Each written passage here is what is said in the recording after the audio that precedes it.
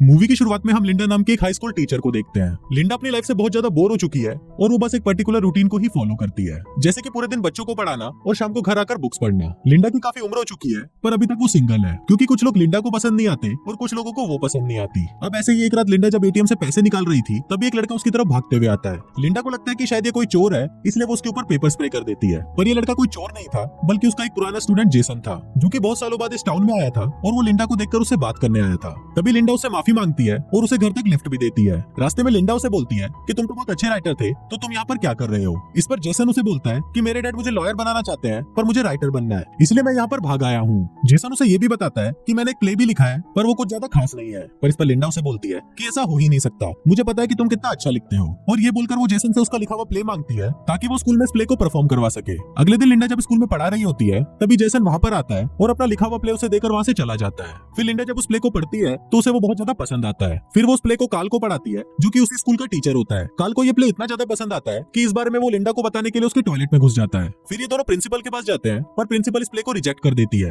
क्योंकि इस प्ले के एंड में पेरेंट्स का मर्डर हो जाता है और उनके बच्चे आत्महत्या कर लेते हैं। पर इस पर काल उन्हें बोलता है कि वो उसकी एंडिंग को चेंज कर देगा, तो तब जाकर प्रिंसिपल भी इसके लिए राजी हो जाती है। फिर बाद में लिंडा काल को बोलती है कि वो इस प्ले में कोई भी चेंज नहीं करेंगे, ये जैसा लिखा है वैसा ही परफॉर्म होगा, और वो काल को इस बारे में प्रिंसिपल को भी बताने से मना कर देती है। इसके बाद लिंडा जेसन से एक कैफे में मिलती है और उसे बताती है कि तुम्हारा प्ले स्कूल के एनुअल फंक्शन में परफॉर्म किया जाएगा। पर जेसन उसे मना कर देता है क्योंकि उसे लगता है कि उसका प्ले ठीक नहीं है। पर लिंडा उसे फोर्स करते हुए बोलती है कि प्ले का सारा खर्चा वो उठाएगी और वो जेसन को इसके लिए मना लेती है। इसके बाद ये सभी लोग प्ले की तैयारी में लग जाते हैं, पर तभी वहाँ पर जेसन के डैड आ जाते हैं और वो उसे अपने साथ ले जाने लगते हैं। पर तभी लिंडा भी वहाँ पर आ जाती है और वो उसके डैड को जेसन को ले जाने से मना कर देती है। दरअसल अब लिंडा जेसन को पसंद करने लगी थी और वो उसे अपने से दूर नहीं करना चाहती थी। तभी अचानक जेसन के पेट में दर्द होने लगता है और लिंडा उसे क्लास में ले जाकर उसे मेडिसिन देती है। इसी दौरान जेसन लिंडा को किस कर लेता है। अब लिंडा पहले तो शॉक्ड हो जाती है, पर थोड़ी देर बाद वो भी जेसन पर टूट पड़ती है और फिर वो दोनों वहीं पर ही घपाघप करना शुरू कर देते हैं। अब अगले दिन लिंडा को बहुत गिल्ट फील हो रहा था, क्योंकि जेसन उसका स्टूडेंट था और उसने उसी के साथ ही घपाघप कर लिया था। इसलिए वो अगले दिन जेसन के पास आती है और उसे बोलती है कि आज के बाद ऐसा वापस नहीं होगा।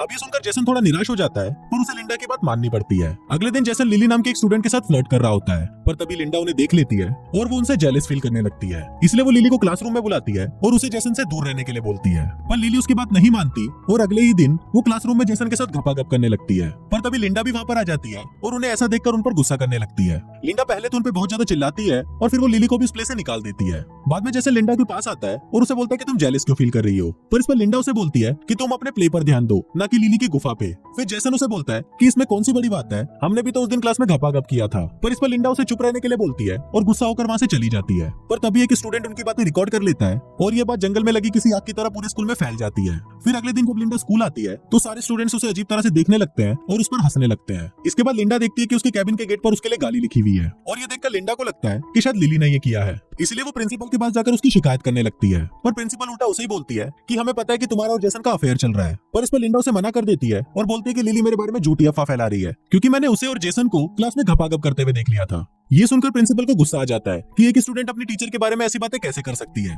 इसलिए वो सीधा उसे पूछने के लिए उसके पास जाती है। वहाँ लिंडा उन्हें रोकने की कोशिश करती है पर प्रिंसिपल नहीं मानती। वो सीधा लिली के पास जाकर उसे ये पूछते हैं कि क्या तुमने क्लास में घपाघप किया था। पर इस पर लिली उसे मना कर देती है और बोलती है कि ये सब झूठ है, असलियत में तो लिंडा और जेसन का अफेयर चल रहा है। प्रूफ के लिए वो उन्हें वो वीडियो भी दिखाती है जो उस दिन उस स्टूडेंट ने रिकॉर्ड किया था। इसके अलावा प्रिंसिपल को ये भी पता चल जाता है कि प्ले की एंडिंग में कोई भी चेंजेस नहीं किए गए। अब ये सब देखकर लिंडा बहुत ज्यादा डर जाती है और वहाँ से भागने लगती है और तभी प्रिंसिपल भी उसे स्कूल से निकाल देती है। अब लिंडा ड्राइव करते हुए रोने लग जाती है, जिस वजह से उसका ध्यान रोड पर नहीं होता, इसलिए उसका एक्सीडेंट हो जाता है और उसे हॉस्पिटल में एडमिट किया जाता है। पर वहाँ पर डॉक्टर और कोई नहीं बल्कि जेसन के डैड होते हैं। लिंडा उन्हें देखकर रोने लग जाती है और उन्हें बताती है कि उसका और जेसन का अफेयर चल रहा था। अब ये सुनकर जेसन के डैड उस पर बहुत गुस्सा हो जाते हैं, जिस वजह से लिंडा वहाँ से भागकर वापस अपने घर आ जाती है। कुछ देर बाद काल उसे फोन करता है और उसे इस प्ले को कंप्लीट करने के लिए बोलता है, पर लिंडा उसे मना कर देती है और बोलती है कि वो इस प्ले में अब काम नहीं करेगी। अगले दिन प्रिंसिपल लिंडा के घर आती है और उसे बताती है कि काल को हार्ट अटैक आया है और उसे हॉस्पिटल में एडमिट किया गया है। वो लिंडा को ये भी बताती है कि हम इस प्ले की 18,000 की टिकट्स बेच चुके हैं। अब अगर ये प्ले नहीं हुआ तो हमारा स्कूल खत्म हो जाएगा, और इसी टेंशन को लेकर काल को भी हार्ट अटैक आ गया है। इसलिए हम लोग चाहते हैं कि तुम इस प्ले की एंडिंग लिखो,